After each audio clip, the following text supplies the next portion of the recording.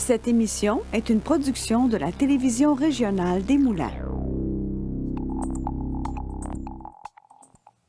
Ce soir, à Vue d'ici, nous recevons un jeune entrepreneur de 16 ans qui déjà est un modèle pour sa génération. Et en deuxième partie, on vous fait voyager à travers l'immensité du Canada à travers les yeux de l'explorateur André Maurice. Restez avec nous, car ça commence maintenant.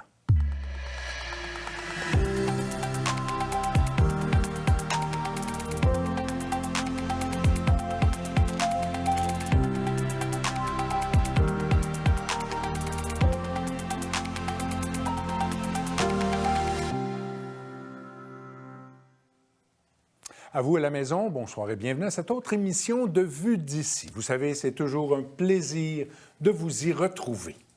Animer cette émission me donne la chance de vous parler, de vous jaser, de vous informer de tout ce qui se passe ici. Mais ça me donne également l'occasion de rencontrer des jeunes personnes vraiment extraordinaires. Et c'est le cas de mon premier invité. Et je le vois réagir très humblement. C'est un jeune entrepreneur de 16 ans, un fondateur d'entreprise qui, en plus de faire affaire, a une empathie incroyable. Et je vous le présente, Lucas. Comment ça va, Lucas? Ça va bien, vous? On parle dans la recherche, on parle d'une entreprise, mais tu en as créé quelques-unes. Oui, exactement. D'où ça vient, cette fibre-là? Ça vient de mon père. Là. Depuis son jeune âge, il est entrepreneur, il a eu plusieurs entreprises, puis je pense que c'est vraiment de mon père que j'ai pogné ça, donc ouais. Donc, c'était l'entrepreneuriat, peu importe, c'est ce que tu voulais faire. Oui, exactement. Être ton propre patron, décider. Mais, et qu'est-ce qui t'a motivé d'aller vers des entreprises en impression 3D? Eh bien, on va en parler un petit peu après. Là. Eh bien, j'ai toujours aimé la nouvelle technologie quand j'étais jeune. Donc, depuis que je suis jeune, on me dit toujours que je suis né avec un iPad dans les mains. Ouais. Donc, mais j'ai toujours aimé ça, la nouvelle technologie. Puis, à 13 ans, j'ai eu ma première imprimante 3D. Je ne savais pas du tout comment ça marchait, mais pour moi, c'était comme un défi. Puis, j'ai été à peu près 6 mois à ne pas l'utiliser au début parce que c'était quand même assez compliqué. Puis, j'avais quand même 12 ans. Mais après Mais après ça, quand j'ai commencé à l'utiliser de plus en plus, puis j'ai vu vraiment les avantages, le potentiel, oui, effectivement, de ce que ça offrait. Puis je me suis dit, bien, pourquoi pas créer des choses pour les autres. Puis c'est là que j'ai créé ma première entreprise, Cuisino, qui était spécialisée dans les accessoires de cuisine. Tu avais quel âge? J'avais 12 ans quand j'ai eu ma première imprimante. 13 ans. Oui, tu avais quel âge quand tu as Cuisino? Oui, j'avais 13 ans, si je ne me trompe pas. 13 ans? Ou 14. OK. Ouais, 14. Et une première entreprise? Oui, une première entreprise. Et là, tu dis, c'est de fabriquer des ustensiles, des objets pour la cuisine. Oui, exactement. J'avais 50 de produits imprimés en 3D, puis un autre 50 là, c'était en silicone. Mais toujours par impression 3D ou silicone? Silicone, non. Je les faisais moi-même avec des moules, oui, par moule, effectivement. OK. Les moules, je pouvais les faire en impression 3D. Évidemment. Évidemment, oui. Ça, tu fais ça quelques années? Oui. Environ 2 ans, oui. OK. Là, il y a une autre entreprise que tu as créée. Oui. Imprimtech. Imprintic. Imprintic. Oui. Et c'est quoi? Parle-nous, c'est quoi, vite, vite? Dans le fond, avec Cuisino, je me suis dit que je pouvais développer mon catalogue. Donc, je me suis dit que j'allais laisser de côté Cuisino, donc la fermer définitivement. Puis, je me suis parti avec Imprintic. C'est une compagnie quand même assez similaire. Okay. C'est juste qu'à place de me restreindre avec des produits pour la cuisine, j'ai étalé mon catalogue là, pour aller dans diverses catégories. Au début, j'offrais beaucoup de produits. Maintenant, j'offre plus des produits promotionnels, donc des porte-clés avec le logo des entreprises, des médailles ou même des trophées pour des galas. Puis j'ai plein de choses.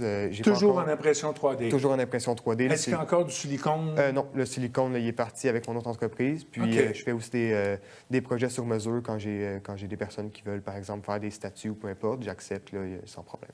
Des contrats privés? Oui, exactement. OK.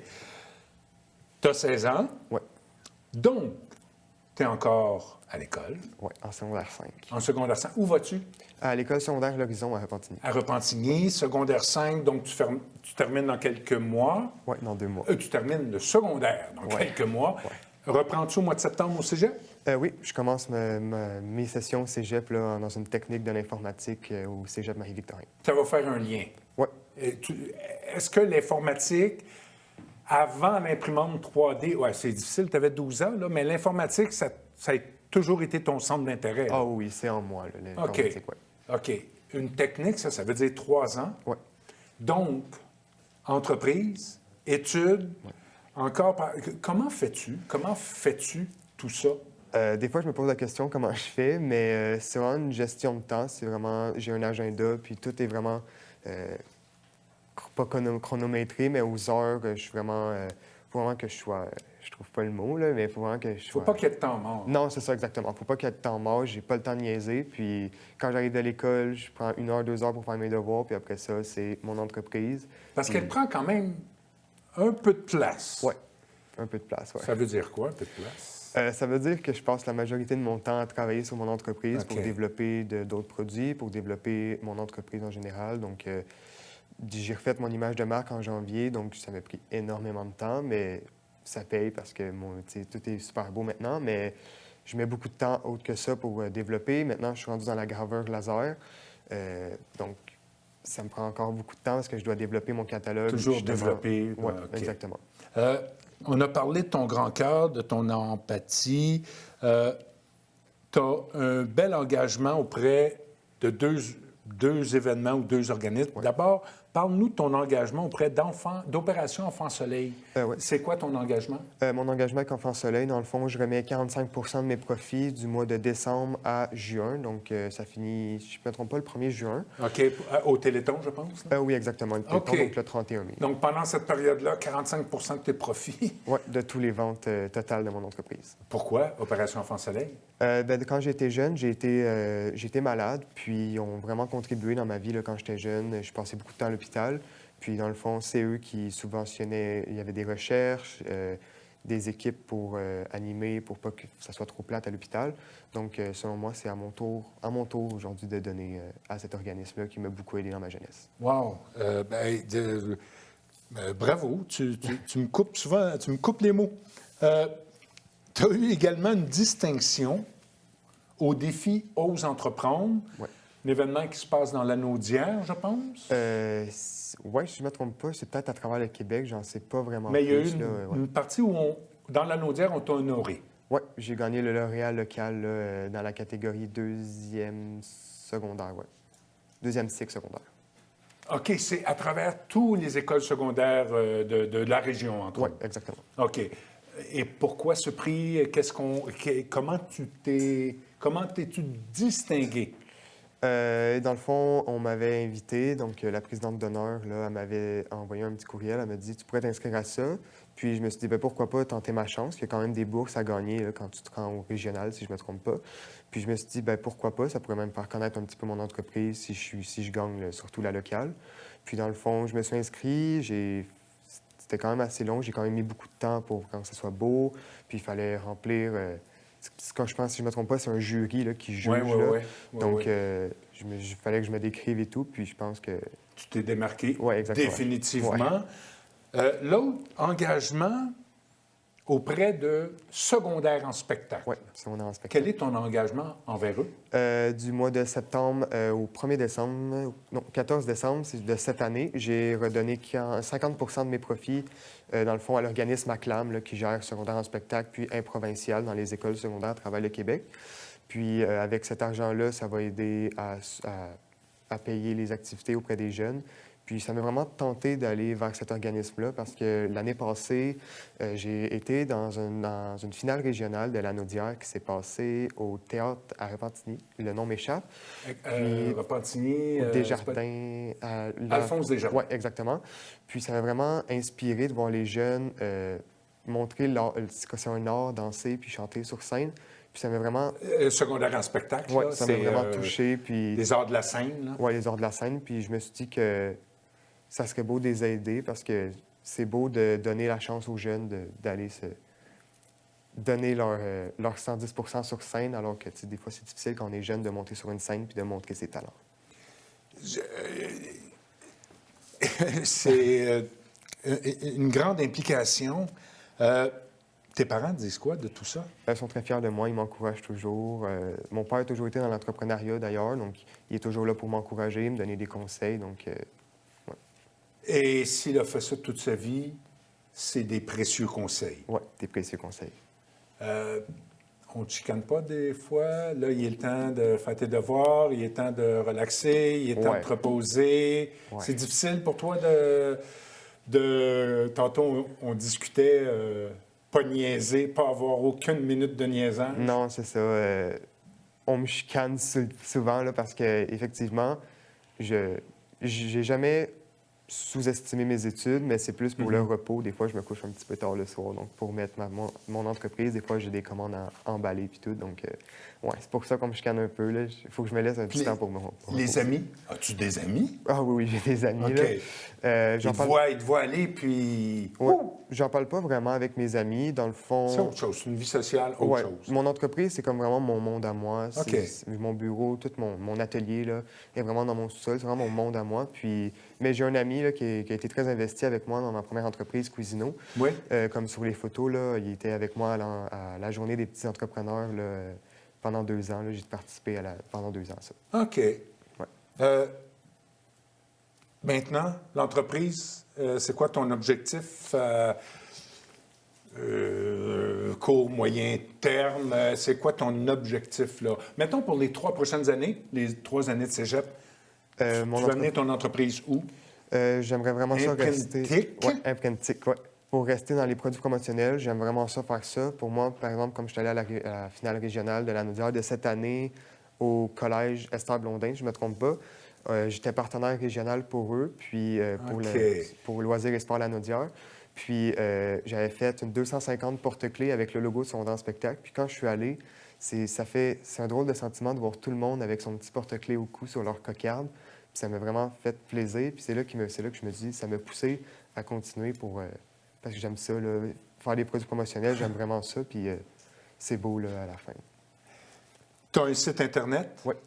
Rapidement, c'est quoi? www.imprintic.ca. Oh, ça va apparaître, ne vous en faites pas. Tu as une page Facebook? Oui. Imprintic aussi. Imprintic aussi. J'ai Instagram? Instagram aussi. TikTok. Par ton nom et par l'entreprise? Oui, par mon nom et par mon entreprise. OK. Puis j'ai une page TikTok que je commence un peu à faire des vidéos. Puis j'ai une page YouTube là, j'ai des vidéos, là, par exemple, pour mon secondaire en spectacle. Des vidéos qui vont suivre là, pour toute la journée. Donc, ouais. Écoute, Lucas, bravo. Je suis encouragé Bien, merci. de voir qu'il y a une belle possibilité. Des fois, avec le temps, mais lâche pas. Puis, je suis sûr que ça va réussir. Graine du père, graine de la mère. Ouais. My God.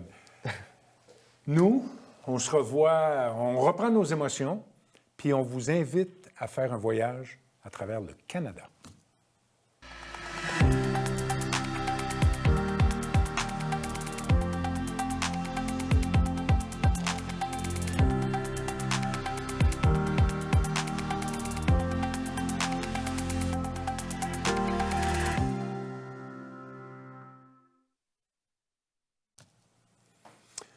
De retour avec vous, nous plongeons maintenant dans l'immensité du territoire canadien à travers les yeux de l'explorateur André Maurice.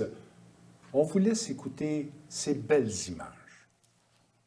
André Maurice, Canada, terre de grands espaces. Le Canada dévoile toutes ses splendeurs dans ce voyage sur une terre au paysage d'une beauté infinie. L'immensité de ces espaces ainsi que la richesse et la diversité de ses ressources naturelles, font de ce 2e plus grand pays du monde une destination nature prisée. Au rythme des saisons et des changements de couleurs, vous ferez la rencontre de personnes captivantes qui ont façonné l'âme de ce pays grandiose. D'un océan à l'autre, de la vallée de l'Okanagan en Colombie-Britannique, aux étonnantes marées de la baie de Fundy au Nouveau-Brunswick, découvrez le Canada comme vous ne l'avez jamais vu. Je vous présente l'explorateur-réalisateur André Maurice. Comment allez-vous, M. Maurice? Ça va très bien, merci, Gilles. C'est vraiment de très belles images que vous nous avez Merci. apportées. J'ai regardé le film. pas sursauté, mais j'ai été touché dès le départ quand vous avez parlé que notre territoire a un peu de convoitise un peu partout. Et ça tombe bien maintenant. N'est-ce pas? C'est d'actualité. C'est d'actualité. Mais avant, ce n'est pas votre premier rodéo. Je pense que c'est votre 4e ciné-reportage. Exactement. Pourquoi c'était... Quel est votre parcours? Pourquoi aller vers les ciné-reportages? Bien, c'est assez particulier, mon parcours. D'abord, j'ai une formation de comédien. Moi, j'ai fait le Conservatoire d'art dramatique de Montréal. Ensuite, je présentais les conférenciers des grands explorateurs un petit 5 minutes et je regardais leurs films et je me disais peut-être que je serais capable de partir avec ma caméra puis de faire un film. C'est de là qu'est venue l'idée, en quelque sorte. Alors, c'est pas tombé dans l'oreille d'un sourd, au fait, parce qu'il y a un réalisateur qui m'a dit, écoute, si tu veux, tu pourrais présenter mon film. Lui, il avait fait un film sur le Québec. Okay. Donc, tu pourrais aller présenter mon film en France, en Belgique, en Europe. Et puis, comme ça va te faire un peu de sous. Puis peut-être qu'après ça, tu pourrais penser à faire un film. Alors, c'est ce que j'ai fait. Et j'ai réalisé donc mon premier film sur le Québec. Ça s'appelait De Montréal à Coudjouac, en Grand Nord. Et c'est là que j'ai commencé à être réalisateur. Ensuite, j'ai fait un deuxième film qui était Québec direction Nord, dans les régions plus éloignées, au-delà du 49e parallèle, jusqu'au cratère de Pingualuit au Nunavik, complètement dans le Grand Nord. Quand même. Voilà, c'est le deuxième lac le plus pur au monde. Les gens ne savent pas ça, mais on a ça au Québec, au Nunavik. Ensuite, j'ai fait un troisième film sur l'Argentine parce que je suis un danseur de tango. Donc, je suis parti là-bas à Buenos Aires pour apprendre le tango. Je suis tombé en amour avec le pays. Je suis resté 3 mois ensuite pour faire le tournage de mon film qui s'appelait Viva Argentina, que j'ai présenté dans le cadre des Grands Explorateurs, mais aussi en France, en Belgique et en Suisse. Et là, c'est mon 4e long métrage sur le Canada. Parce que des fois, on voyage un peu partout, mais on ne connaît pas très bien notre endroit ou notre pays. C'est pour ça que j'ai décidé de faire un film sur le Canada. Donc, connaissiez-vous votre Canada avant? Je ne connaissais pas vraiment mon Canada, au fait, non. Je connaissais mon Québec beaucoup plus que mon Canada, je dois dire. Alors, c'était la première fois que j'allais dans l'Ouest canadien, juste pour vous dire. Et là, j'ai été complètement ravi de mon voyage là-bas. J'ai commencé mon voyage en Colombie-Britannique. D'abord, je suis arrivé, au fait, c'est 4900 km. Je veux dire, quand on part de Montréal pour aller, par exemple, à Vancouver, je commence mon film par les îles de la Reine-Charlotte, sur la côte ouest du Pacifique, où là, il y a la nation Haïda. Pour moi, c'est très important de parler des Premières Nations. Exactement. C'est important de parler des Premières Nations parce qu'ils étaient là bien avant nous, avant les colonisateurs européens. Donc, parler du Canada, on devait inclure évidemment les Premières Nations. Ça, c'était inévitable. Et alors, ça a été des belles rencontres. C'était des rencontres formidables. Pourquoi? Parce que je pense qu'on a beaucoup à apprendre des Premières Nations. Parce qu'ils sont beaucoup plus connectés à la nature que nous, on peut l'être. Les Blancs, entre guillemets, qu'est-ce qu'ils ont fait, je dirais.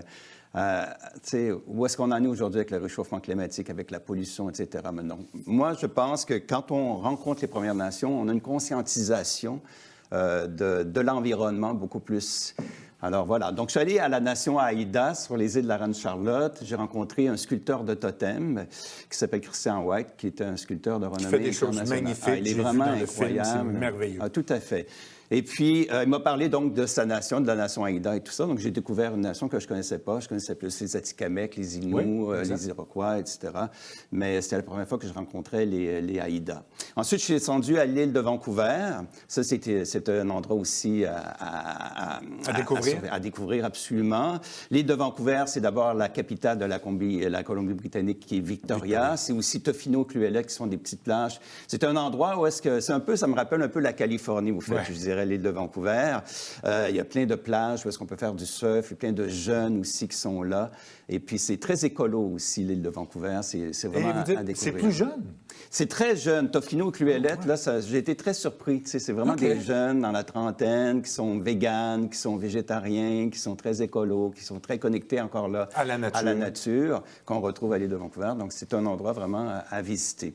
Il ne faut pas mélanger l'île de Vancouver avec la ville de Vancouver aussi. La ville de Vancouver... Et sur le continent. Exactement, qui est une ville vraiment agréable. Je pense que si je pensais de vivre en dehors du Québec, ça pourrait être une alternative, la ville de Vancouver. C'est reconnu comme l'une des 5 villes avec la meilleure qualité de vie. C'est le climat tempéré, les plages, c'est très, très beau. Tout près aussi, Whistler, qui est une ville intéressante, où est-ce qu'il y a eu les Jeux olympiques en 2010, entre autres, à découvrir plein de montagnes, plein de choses. La Colombie-Britannique, c'est une belle province, vraiment. Aussi le sud de la Colombie-Britannique. Elle semble vous avoir marqué. Oui, mais je dirais que l'Alberta un peu plus. OK. Je l'avais vers ça. Pourquoi l'Alberta? Mais parce que l'Alberta, c'est les Rocheuses. Puis les Rocheuses, c'est vraiment impressionnant. C'est vraiment... Tu sais, c'est 5000 kilomètres de chaînes de montagnes qui traversent l'Amérique du Nord. C'est beau, entre autres, le parc national de Banff, qu'il faut voir absolument, le lac Louise. Tu sais, c'est le lac Louise, si on le retrouve sur les cartes postales du Canada. C'est magnifique. Petit conseil, si vous allez au lac Louise, au parc national de Banff, il faut se lever très tôt le matin, vers 6-7 heures, puis voir le lever du soleil, puis le reflètement. Ça fait une espèce de miroir, en tout cas dans le lac Louise, des montagnes, tout ça, c'est absolument magnifique, avec des couleurs turquoises, de l'eau. Un peu plus au sud, vous avez dit. Comment? Un peu plus au sud de l'Alberta. Oui. Ensuite, le lac Maling aussi, qui est à voir absolument. Si vous avez la chance de visiter le lac Maling, ça, c'est dans le parc national de Jasper. OK. Donc, le lac Maling, là, c'est très, très beau aussi. Je vous conseille de faire une petite randonnée en canot. Là, l'eau est turquoise, au fait, en quelque sorte. C'est l'eau des glaciers qui descend dans le lac. C'est ça qui fait que ces couleurs assez remarquables. Puis un autre... Puisqu'on parle de coup de cœur, là, vous me parlez de la Colombie-Britannique, mais j'ai dit l'Alberta parce que l'Alberta, c'est aussi les Badlands. Les Badlands, c'est quand même des montagnes un peu... C'est un site fossilifère, au fait, qui est le plus important au monde. On retrouve des fossiles de dinosaures. En plus grande quantité, là. Exactement, au Musée royal de Tyrrell. Et moi, j'ai eu la chance, avec le paléontologue qui nous accompagnait, on est allé donc dans les Badlands, on s'est promené beaucoup, puis à un moment donné, on est tombé sur un os de dinosaure, Hadrosaurus, de 70 000 ans, pendant le tournage. Oh! Quand même assez incroyable, là. Donc, on l'a dans le film, d'ailleurs. Ce qu'on ne trouve pas ici, là. Non, je pense qu'ici, à Terrebonne, les os de dinosaures... Non, mais c'est ça qui est... Et vous n'aviez jamais visité ces deux provinces-là? Non, c'était la première fois. C'était la première fois.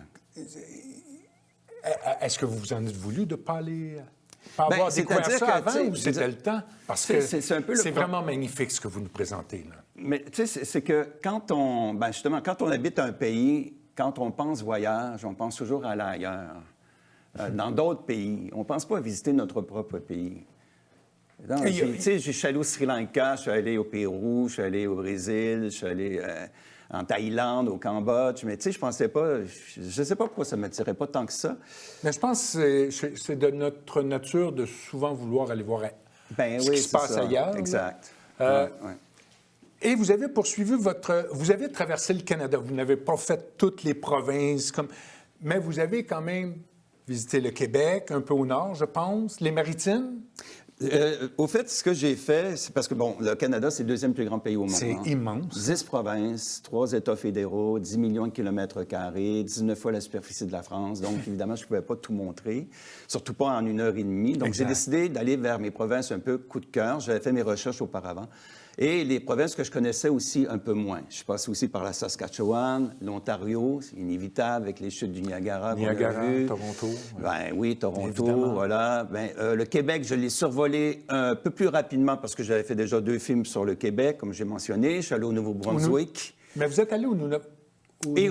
Au Nunavik, au Québec. Voilà, au Grand Nord. Dans le Grand Nord. Ça, c'est assez particulier, le Nunavik, chez les Inuits, parce que c'est complètement un autre monde. On est au Québec. Une autre vie. Ah, c'est complètement...